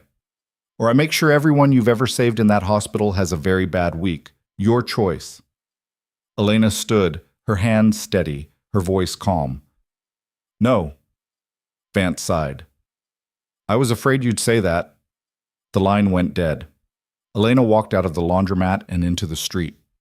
She didn't run, didn't hide, just walked, because she was done running. She pulled out her real phone, the one Vance's people had been tracking, and dialed a number she'd memorized years ago but never used. It rang once. A woman's voice answered, clipped, professional. Secure line, identify. Lieutenant Sarah Kessler, serial number 4729311. Clearance level classified. I need to speak to the Inspector General's office. Now. A pause. Hold. 30 seconds later, another voice. Older, male, authority in every syllable. This is Inspector General Matheson. Lieutenant Kessler, you're flagged as inactive. Why are you calling this line? Because I have evidence of a black site program violating federal law. Weaponized bioagents, unlawful human experimentation, conspiracy to commit mass murder, and the names of everyone involved. Silence. That's a serious accusation. I have proof, and I'm willing to testify. Where are you? San Francisco. And I'm being hunted by the same people who authorized the program. Can you get to a secure location? Define secure. Federal building, downtown. I'll have agents waiting. Elena calculated the distance. 12 blocks, through a city where Vance had eyes everywhere. I'll be there in 20 minutes. Lieutenant, if what you're saying is true, it is. Then don't trust anyone. Not local PD, not federal agents you don't recognize. No one. You understand? I understand. She hung up and started walking. The streets were empty at this hour. Just her footsteps on pavement and the distant wail of sirens. She kept her head down, her pace steady, her senses on full alert. She made it 6 blocks before the SUVs appeared. 3 of them, blocking the intersection ahead. Elena stopped, turned. 2 more SUVs behind her. Trapped. The doors opened. Men in tactical gear stepped out. No badges, no identification, just rifles and cold eyes. And in the center of the formation, stepping out of the lead vehicle, was General Croft. He walked toward her slowly, his hands in his pockets, his expression almost sympathetic. You should have taken the deal, Lieutenant. Elena didn't move. You're not going to shoot me in the middle of a city. You'd be surprised what we can get away with. He gestured to the men. Detain her. 2 of the tactical operators moved forward. Elena's hand went to her knife. She wouldn't go down easy. But before they reached her, headlights flooded the street. A convoy of black vehicles, different make, different plates, roared into the intersection. Federal SUVs, real ones. The doors opened and a dozen agents poured out, weapons drawn, badges visible. A woman in a suit stepped forward, mid-50s, steel gray hair, a face that didn't tolerate bullshit. FBI, lower your weapons. Now. Croft's men hesitated. I said now. Slowly they lowered their rifles. The woman walked up to Croft. General Raymond Croft, you're under arrest for conspiracy, unlawful detention, and violation of federal statutes I'll list when we're not standing in the street. Croft's face went white. You don't have the authority. Inspector General Matheson sends his regards. And yes, I do. She nodded to her agents. They moved in, cuffed Croft, and led him to one of the federal vehicles. The woman turned to Elena. Lieutenant Kessler, I'm Special Agent Diana Ortiz. You're safe now. Elena exhaled slowly. Vance, Director Vance, he's the one running this. We know he's being picked up as we speak. And the others, the cadre? Ortiz's expression hardened. We'll get them. Every last one. Elena nodded. She wanted to believe it.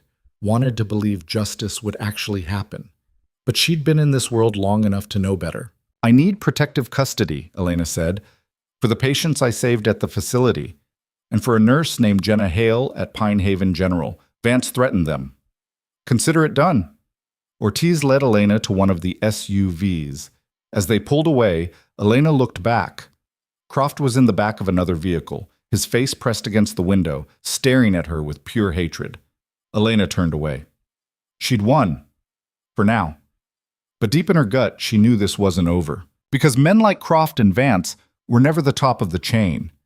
Someone higher had authorized the program. Someone with enough power to stay hidden even after everything collapsed. And that someone was still out there, watching, waiting. The federal building was a fortress, concrete and steel, surrounded by checkpoints and armed guards. Agent Ortiz escorted Elena through 3 separate security screenings before they reached the inner offices.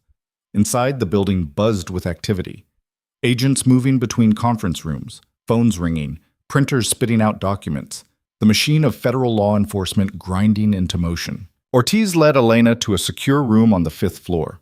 No windows. Reinforced door. A table, 2 chairs, and a recording system that looked military grade. "Wait here," Ortiz said. "Inspector General Matheson will be with you shortly." Elena sat. The room was silent except for the hum of the ventilation system. She pulled out the flash drive and set it on the table. The cure, the formula, everything Pierce had given her. She wondered if he was already dead. Vance had said they'd picked him up. A car accident. Brake failure. She hoped it was a lie. But she didn't believe it was. The door opened. Inspector General Matheson entered. A man in his late 60s, gray suit, steel-rimmed glasses, the kind of face that had seen too much and believed too little. He sat across from Elena without offering his hand. "Lieutenant Kessler, you've had a busy night." "That's one way to put it." Agent Ortiz briefed me. "You're claiming there's a classified bioweapons program operating on U.S. soil, run by elements within the Department of Defense, with civilian casualties already confirmed." "I'm not claiming, I'm stating facts." Matheson picked up the flash drive. "And this is?" "The cure. For the pathogen they created, developed by Dr. Nathan Pierce of Helix Therapeutics. He was part of the program, unwillingly, at first, but he stayed in too long." "Where is Dr. Pierce now?" "Dead, probably. Director Vance said they'd kill him, make it look like an accident." Matheson's expression didn't change. "We'll verify that. What else do you have?" Elena pulled out the burner phone she'd taken from Pierce's office. "Text messages between Pierce and someone identified as Oversight. That's Vance. He was running the entire operation." Matheson took the phone, scrolled through the messages. His jaw tightened. "This is damning, but it's not enough. We need more than text messages and a flash drive. We need witnesses, documents, a paper trail that connects the program to the people who authorized it." "I can testify. I was at the facility. I saw the infected patients. I fought the saboteur. I saved 11 people from a pathogen that shouldn't exist. And your testimony will be valuable. But these people have lawyers. They have influence. They'll argue you're disgruntled, that you have a history of mental instability, that you're making accusations to cover your own misconduct." Elena's hands curled into fists. "That's bullshit." "I know, but that's how they'll play it. We need more." "Then get more. Go to the facility, seize the research, interview the survivors, test the pathogen samples. It's all there. We've already sent a team, but the facility's been sanitized, files deleted, equipment destroyed. Whoever's behind this knew we were coming." Elena's stomach dropped. "Vance?" "Probably. Which means we need to move fast before the rest of the evidence disappears." Matheson stood and walked to the door. "You'll stay here, under protective custody. We'll debrief you fully, and then you'll testify before a grand jury. After that, we'll see where this goes." "Where it goes?" "People are dead. More will die if that pathogen gets out." "I understand your frustration, Lieutenant, but this is a legal process. It takes time." "We don't have time." Matheson looked at her for a long moment. "Then help me speed it up. Give me everything you know, every name, every detail, every shred of evidence you can remember. Because if we're going to take down the cadre, we need to build an airtight case." Elena nodded. "I'll give you everything." "Good. Agent Ortiz will get you set up. Food, rest, whatever you need. We'll start the formal debrief in the morning." He left. Elena sat alone in the secure room, staring at the flash drive on the table. She'd done what she could, handed over the evidence, called in the feds, put herself on the line. But it didn't feel like enough. Because somewhere out there, the people who'd created the pathogen were already erasing their tracks, destroying evidence, silencing witnesses. And Elena had a terrible feeling that by the time the feds finished building their case, it would be too late. But Agent Ortiz returned an hour later with food, a sandwich and coffee that tasted like it had been brewed 3 days ago. Elena ate mechanically, her mind still racing. "We've got you set up in a safe house," Ortiz said. "It's not far. You'll have a security detail. No one gets in or out without clearance." "What about the people I asked you to protect? The patients from the facility, Jenna Hale. Already in motion, we've got agents on the way to Pine Haven General. They'll be moved to secure locations within the hour. Elena nodded. Thank you. Don't thank me yet. This is going to get ugly. The people you're going after don't lose quietly. I know. Ortiz drove Elena to the safe house, a 2-story townhouse in a residential neighborhood that looked painfully normal. White picket fence, trimmed lawn, the kind of place where nothing bad was supposed to happen. Inside, 2 agents were already stationed, one in the living room, one in the kitchen, both armed. Ortiz handed Elena a key. Second floor, first door on the right. There's clothes in the closet, toiletries in the bathroom. Anything else you need? Ask. Elena climbed the stairs and found the bedroom. It was sparse, a bed, a dresser, a single window with reinforced glass. She locked the door, stripped off her clothes, and stood in the shower until the water ran cold. When she finally stepped out, she caught her reflection in the mirror. The tattoo on her forearm was fully visible. No concealer, no hiding. She traced the lines with one finger, the mark of a ghost, a reminder of who she'd been, who she still was, no matter how many names she used. She pulled on clean clothes, jeans, and a plain t-shirt from the closet, and sat on the edge of the bed. Her phone buzzed. The secure line Ortiz had given her. A text from an unknown number. You think you've won. You haven't. Elena's pulse spiked. She called Ortiz immediately. Someone just texted me on the secure line you gave me. Ortiz's voice went sharp. What did it say? Elena read it aloud. Stay inside. Lock the door. I'm sending backup. The line went dead. Elena grabbed the knife from her boot. She'd kept it even after Ortiz had taken her other weapons and moved to the window. The street outside looked empty. No movement, no cars. Then she saw it, a figure standing across the street, under a streetlight, watching the house. Elena's blood ran cold. The figure raised a phone, took a photo, then turned and walked away. Ortiz burst through the front door 2 minutes later, 3 agents with her. They swept the house, checked every room, secured every entrance. Did you see anyone? Ortiz demanded. Someone was watching the house. They took a photo and left. Description? Too far away. But they knew I was here. Which means your secure line isn't secure. Ortiz cursed under her breath. We're moving you. Now. They relocated Elena to a federal facility on the outskirts of the city. No windows, no outside access. A concrete bunker designed to keep people in or out, depending on the situation. Elena sat in a cell-like room and waited. Hours passed. Then a day. Then 2. Matheson came and went, asking questions, recording answers, building his case. Elena told him everything, every detail, every name. On the 3rd day, Ortiz brought news. We found Nathan Pierce. Elena's stomach tightened. Dead? No. Alive. In hiding. He contacted us through a lawyer. Says he's willing to testify. Elena exhaled. He's braver than I thought, or more desperate. Either way, with his testimony and yours, we've got enough to move forward. The grand jury convenes next week. And Vance? In custody. So is Croft. They're not talking, but we don't need them to. We've got the evidence. What about the cadre? The people above them? Ortiz hesitated. That's harder. We've frozen assets tied to the shell corporations. But the people behind them are ghosts, offshore accounts, layers of deniability. It's going to take time. How much time? Months, maybe years. Elena's jaw tightened. That's not good enough. It's the best we can do. But Elena didn't believe that. Because she'd seen how these people operated. They didn't wait for the feds to build cases. They acted fast, cleaned up loose ends, and vanished before anyone knew they were there. And she had a terrible feeling that the cadre was already moving. On the 4th day, Elena's secure phone buzzed again. Another text. Another unknown number. You've come a long way, Lieutenant. But you're not done yet. If you want the truth, meet me tomorrow. Pier 39, noon, come alone. Attached was a photo of Elena, standing outside Pine Haven General Hospital 11 months ago, the day she'd started working there.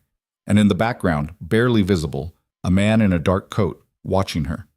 The caption beneath the photo, I've been watching you for a very long time, Sarah. Elena stared at the screen. Her real name, the one she'd buried, the one only a handful of people knew. Whoever sent this wasn't just part of the cadre. They'd been tracking her for years. She showed the message to Ortiz. "This is a trap," Ortiz said immediately. "I know." "Then you're not going." "I have to." "Lieutenant, they've been watching me since before I even came to Pine Haven. They know who I am, where I've been, and they're telling me they're not done. If I don't go, they'll keep coming, keep threatening, keep killing people until I do. We can protect you." "Can you?" "They got through your secure line. They found your safe house. They're always one step ahead." Ortiz didn't have an answer for that. Elena stood. "I'm going, with or without your permission." "Then you're going with backup, full surveillance, snipers, the works." "No," they said, "come alone. If they see feds, they'll disappear, and I'll never know who's been pulling the strings." "You'll be walking into an execution." Elena met her eyes. "I've done that before. I'm still here." Ortiz stared at her for a long moment. Then she pulled out a small device, a tracker, the size of a dime, and handed it to Elena. "Put this in your shoe. We'll be watching. If anything goes wrong, we move in." Elena took the tracker. "Thank you." "Don't thank me. Just don't get yourself killed." Pier 39 was crowded even at noon. Tourists taking photos, street performers juggling, the smell of fried food and salt water mixing in the air. Elena walked through the crowd, her eyes scanning faces, looking for anything out of place. She reached the end of the pier. The water stretched out in front of her, dark and endless. And standing at the railing, looking out at the bay, was a man she didn't recognize. Tall, mid-60s, expensive suit, gray hair, the kind of face that belonged in boardrooms and country clubs. He turned when Elena approached, smiled. "Lieutenant Kessler, or do you prefer Elena? Or Sarah?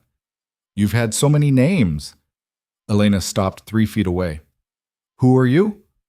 "Someone who's been very interested in your career. You're quite talented, a natural, the best field medic I've ever seen." "Answer the question." The man's smile didn't waver.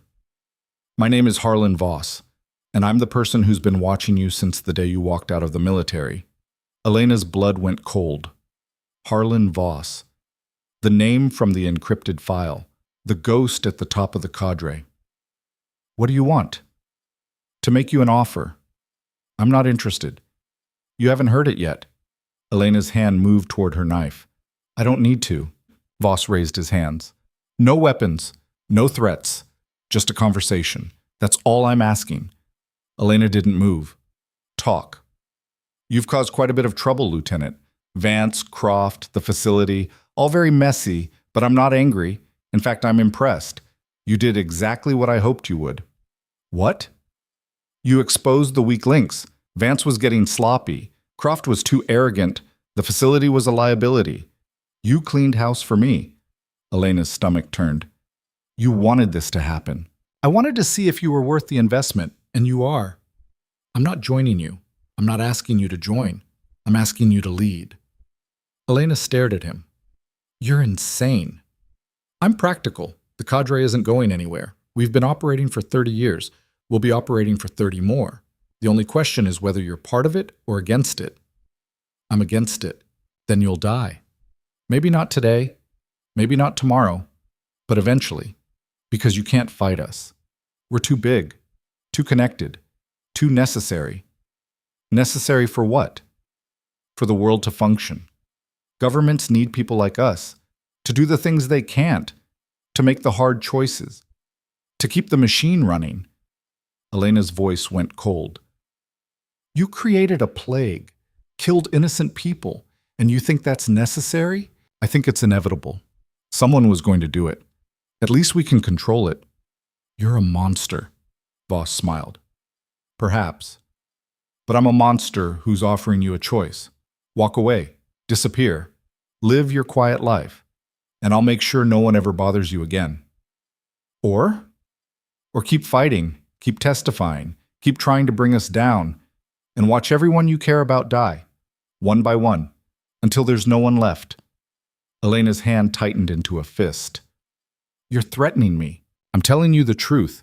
You can't win this fight, Lieutenant. The best you can do is survive it." He turned and started walking away. Elena's voice stopped him. "I'll find a way to stop you." Voss looked back. "No, you won't. Because deep down, you know I'm right. The cadre will always exist, because the world needs us." He disappeared into the crowd. Elena stood alone at the end of the pier, her hands shaking, her mind racing. Voss was right about one thing. She couldn't fight them alone, but she didn't have to. She pulled out her phone and called Matheson. "I need you to add another name to the indictment, Harlan Voss, and I need you to move fast because he's about to run." Matheson's voice came through sharp and immediate. "Say that again." "Harlan Voss. He just met with me at Pier 39. He's the one running the cadre. He's been orchestrating everything from the beginning." "Where is he now?" Elena scanned the crowd. The pier was packed with tourists, street vendors, families taking photos. Voss had disappeared into the mass of bodies like smoke. Gone. But he won't be far.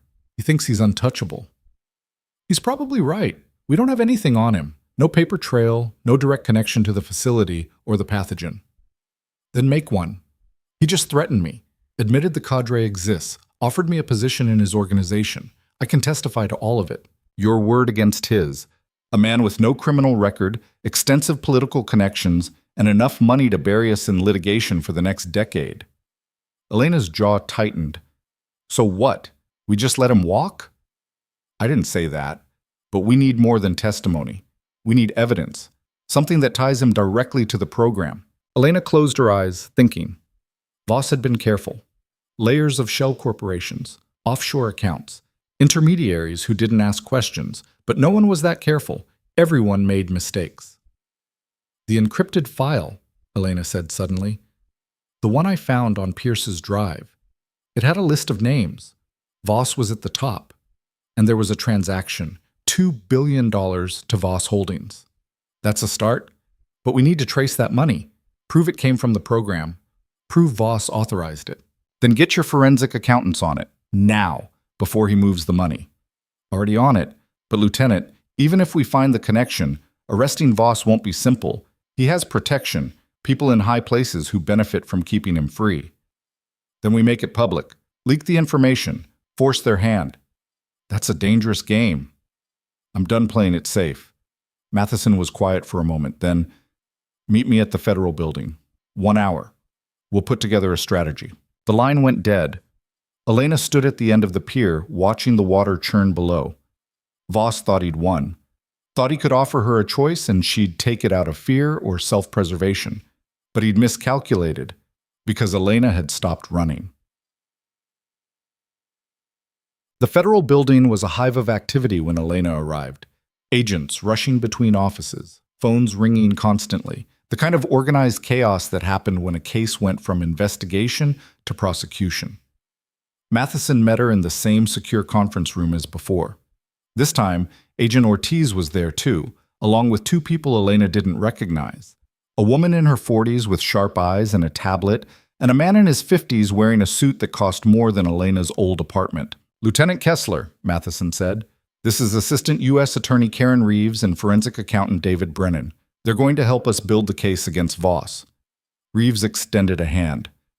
"We've been going through the encrypted file you provided. The transaction you mentioned, $2 billion to Voss Holdings, we traced it back through 4 shell corporations. It originated from a defense contractor called Sentinel Solutions." "Let me guess," Elena said. "Sentinel Solutions funded the facility." "Correct. And Voss is the majority shareholder, hidden through proxy ownership, but he controls it." "So we have him." "Not quite. Voss will argue he had no knowledge of what Sentinel was funding, that he trusted his board to handle day-to-day operations, that he's a victim of rogue employees." Elena's hands curled into fists. "That's bullshit. Of course it is. But it'll work unless we can prove intent. We need evidence that Voss knew about the program, that he authorized it, that he profited from it knowingly." Brennan spoke up, his voice dry and precise. "We found something in the financial records. Monthly payments from Sentinel Solutions to a private intelligence firm called Apex Consulting. $2 million a month for the past 3 years. What does Apex do? Surveillance, data collection, background checks on high-value targets. We pulled their client list. Guess who's on it? Elena already knew. Me. You. Along with Nathan Pierce, the facility's chief medical officer, the saboteur, everyone connected to the program. Voss was watching all of you. Elena's stomach turned. For how long? In your case, since you left the military. We found surveillance reports dating back 3 years. Your movements, your employment, your contacts. They've been tracking you the entire time. Why? Matheson leaned forward. Because you're a ghost. Someone with skills they wanted to leverage. Voss wasn't just running a bioweapons program.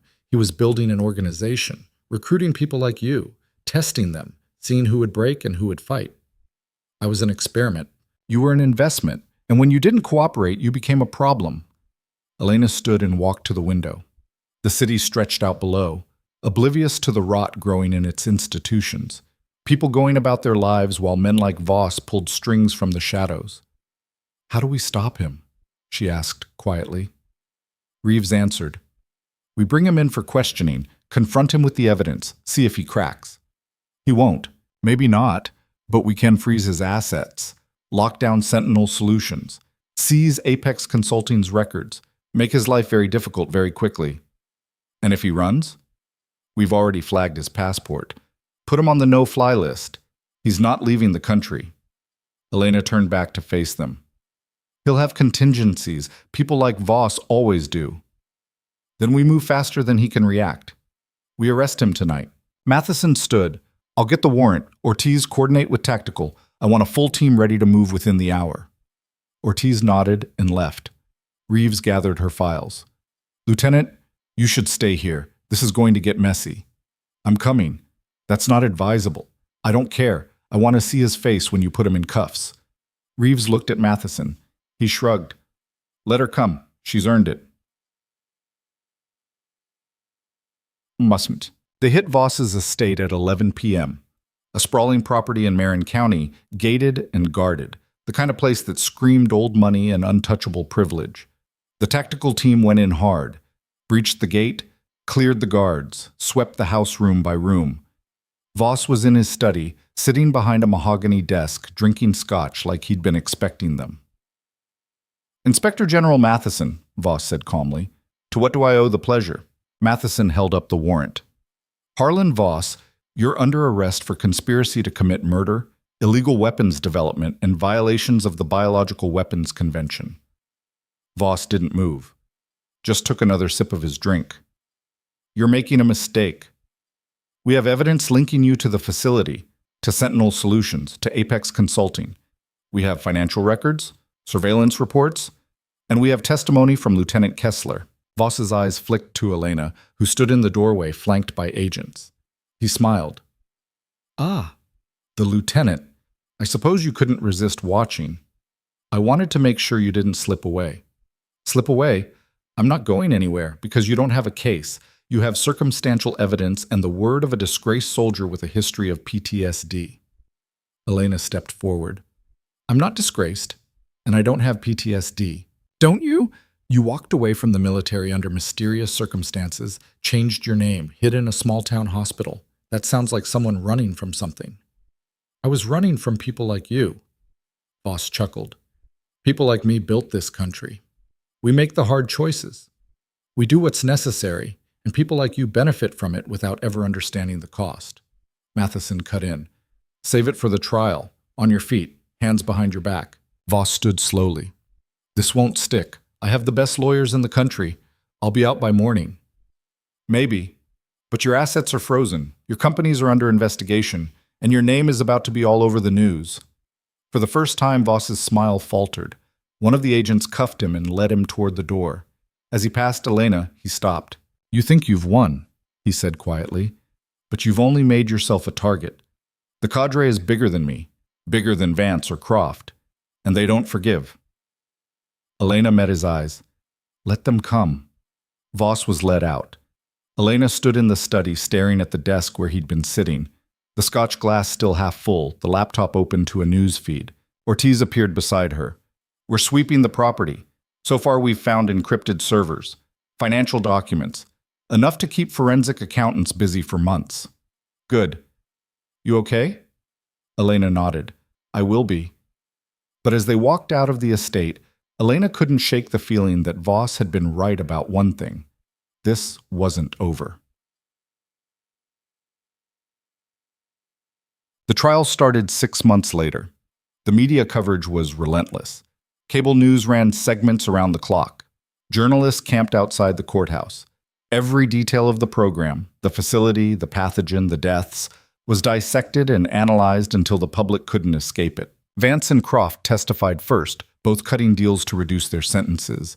They gave up names, bank accounts, operational details. The prosecution built a case so airtight that Voss's lawyers spent more time trying to discredit witnesses than defending their client. Nathan Pierce testified next. He looked thinner, older, haunted, but he told the truth about the research, the cure, the pressure he'd been under. When it was Elena's turn, she walked into the courtroom wearing a simple suit, her hair pulled back, her tattoo visible on her forearm. The jury watched her closely as she took the stand. Reeves led the questioning. Lieutenant Kessler, can you tell the court how you became involved in this case? Elena took a breath. I was working as a nurse at Pine Haven General Hospital under the name Elena Russo. I was recruited by Director Vance to assist with a biological containment breach at a classified facility. When I arrived, I discovered the breach was caused by a weaponized pathogen that had been deliberately created. And what did you do? I saved as many people as I could, and then I started asking questions. Questions about what?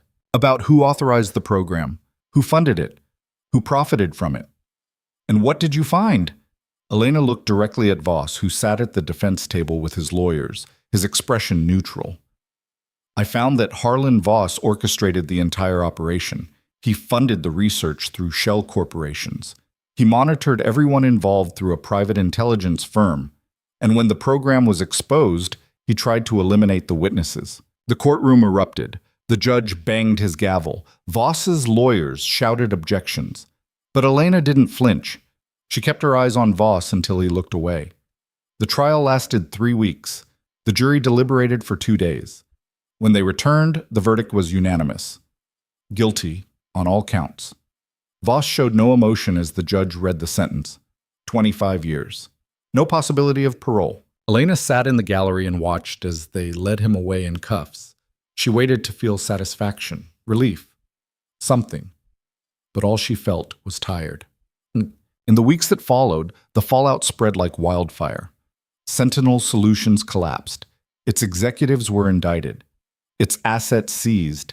Apex Consulting was shut down. Its surveillance records made public.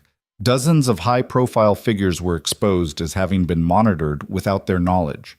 The cadre didn't disappear. Organizations like that never did. But it fractured. Members turned on each other. Accounts were frozen. Operations were dismantled. It wasn't a total victory, but it was enough. Elena testified before Congress, gave interviews to investigative journalists, helped draft new oversight legislation for classified bioweapons research, and slowly, carefully, she started to rebuild her life. 8 months after the trial, Elena stood outside Pine Haven General Hospital. It looked the same. Same brick facade. Same parking lot. Same entrance where she'd walked in every day for 11 months, invisible and overlooked. She pushed through the doors. The ER was busy. Nurses rushing between bays, doctors barking orders. The familiar controlled chaos. Jenna was at the nurse's station, updating a chart. She looked up when Elena approached and froze. Elena? Hi, Jenna. Jenna came around the desk and pulled her into a hug. Oh my God, I saw you on the news. The trial. Everything. I can't believe... She pulled back. Are you okay? I'm getting there. What are you doing here? Elena smiled. I came to ask for my job back. Jenna's eyes widened. You're serious? I am. But you were a ghost. You saved the world. You don't need to be a nurse. Elena looked around the ER, at the patients waiting, the staff struggling to keep up, the chaos that never really stopped. I've been a lot of things, she said quietly. A soldier, a medic, a ghost. But being a nurse? That's the first time I felt like I was doing something that mattered without having to hide who I was. Jenna's eyes went wet. Then talk to administration. I'm sure they'll take you back, especially after everything. Elena nodded. I will. But first I need to know, did they give you any trouble after the trial? The feds moved me to a safe house for a few weeks, scared the hell out of me. But once Voss was convicted, they said I was clear. She hesitated. They told me what he threatened, that he'd come after the people you saved if you didn't cooperate. He would have, but he didn't get the chance. Jenna studied her face. You're different. Harder, maybe. But also more you. Elena smiled faintly. I stopped pretending. Good.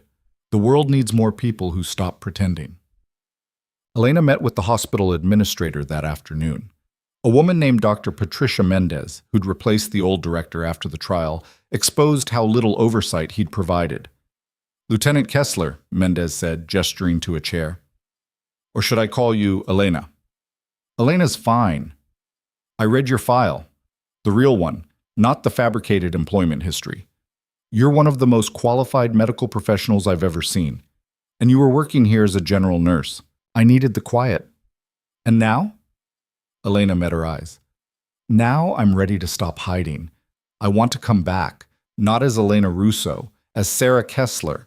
And I want to help train your staff, teach them trauma protocols, triage under pressure, the things I learned in the field. Mendez leaned back in her chair. That's a generous offer, but I have to ask, why here? You could work anywhere, teach at a major hospital, consult for the military, because this place gave me a chance when I needed one. And because the people here deserve better training, better support, I can give them that. Mendez was quiet for a moment. Then she extended her hand. Welcome back, Sarah. Elena's first day back was strange. Walking through the same hallways, seeing the same faces, but this time everyone knew who she was. Dr. Holloway approached her in the break room, coffee in hand, looking uncomfortable. Kessler, I owe you an apology. Elena looked at him. For what? For being a jackass, for snapping my fingers at you, for treating you like you were just another nurse. I was just another nurse. No, you weren't. And I should have seen that. Elena poured herself coffee. You were stressed, overworked. It happens. That's not an excuse. No, but it's an explanation. She turned to face him. You're a good surgeon, Holloway. You save lives. But you could be better if you learned to listen to the people around you. Holloway nodded slowly. I'm trying. It's harder than I thought. It always is. He left.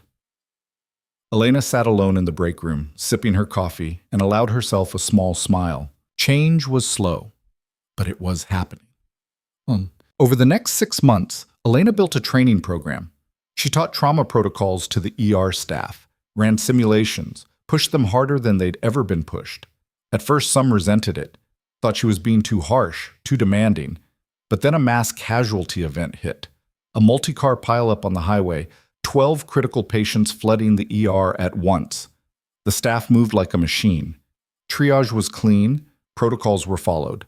No one panicked. They saved 11 out of 12. After that, no one questioned her methods. Dr. Cross, who'd worked with Elena at the facility, came to visit one day. She looked healthier, less haunted.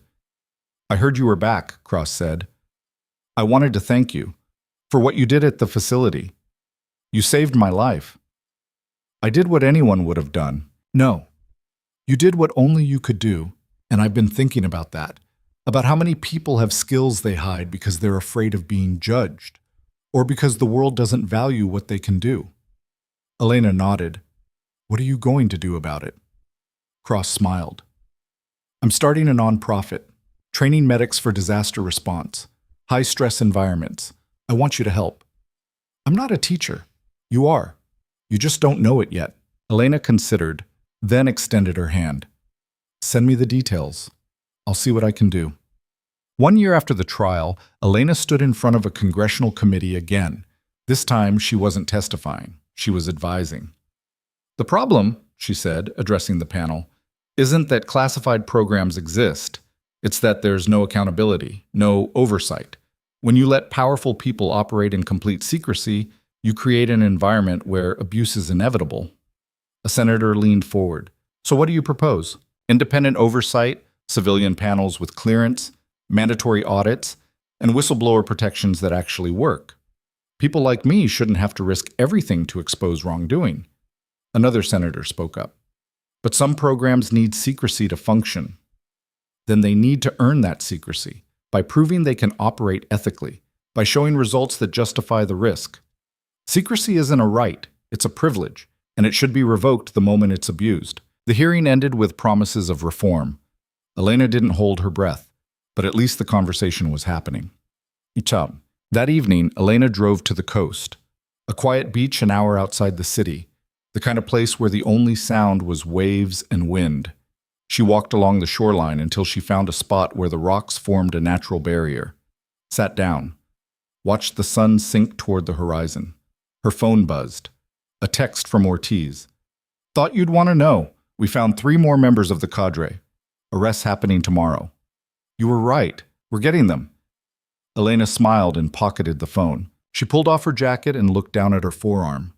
The tattoo was still there, faded but visible, a mark of who she'd been. But it didn't define her anymore. She'd been a ghost, a soldier, a medic, a nurse.